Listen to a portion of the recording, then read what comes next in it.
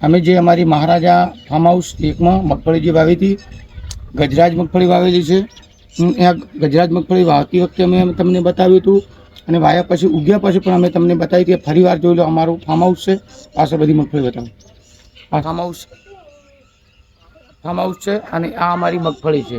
હવે એની અત્યારે અમે દવાની ટ્રીટમેન્ટ આપી. એક નીમ ઓઇલ છે જે મચ્છી ના આવે એના માટે. એક ફૂગનો પાવડર છે જે વરસાદના કારણે કાળી ફૂગ કે વ્હાઈટ ફૂગ આવતી હોય, ફૂગ ના આવે. સાથે સ્ટીકર છે એ અમે આપતા હોઈએ છીએ અને સાથે વિકાસની કોઈ પણ દવા તમે આપી શકો છો.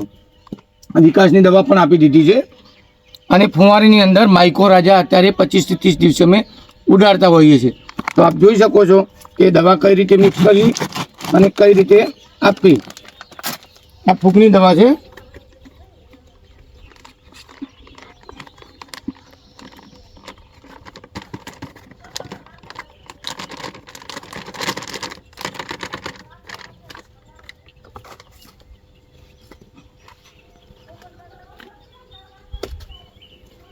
ફૂગની દવા આપી છે અને પાણી છે 10 લોટા એને હલાવી દીધું છે, મિક્સિંગ કરી દીધું.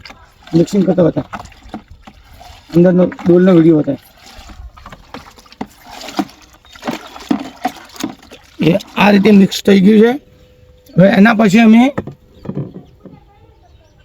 આપી રહ્યા સ્ટીકર.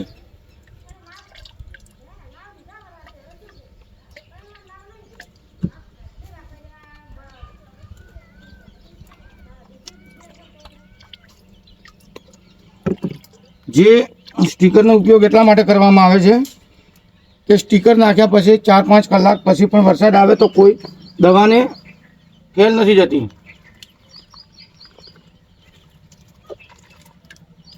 એના માટે છે.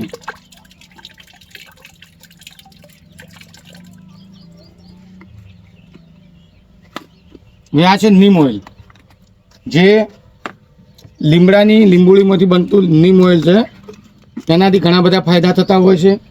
સસ્તું પણ કોસ્ટિંગમાં પડતું હોય છે અને આપણે જે મચ્છી હોય છે એ ના આવે એના માટે હોય છે.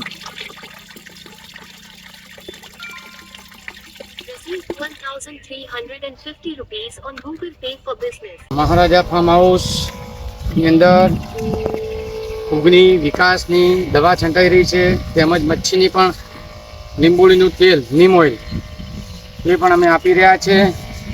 અમારા મહારાજા એગ્રો પેજને અવારનવાર તમારે દવાની ટ્રીટમેન્ટ માટે અને સીડ ટ્રીટમેન્ટ માટે પેજને ફોલો કરજો.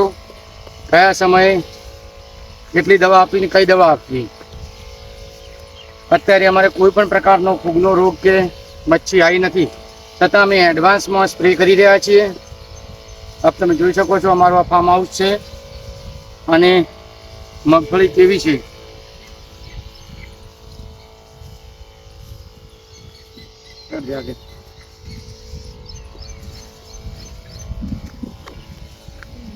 આ મગફળીને હજી 25 દિવસ નથી થયા, છતાં તમે જુઓ એનો ગ્રોથ.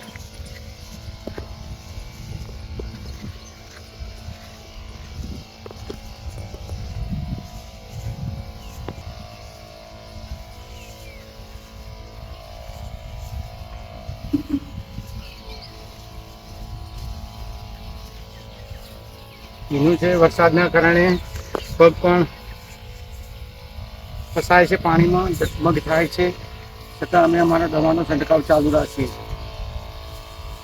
કે આ સાચા પરસેવાની કમાણી કહેવાય.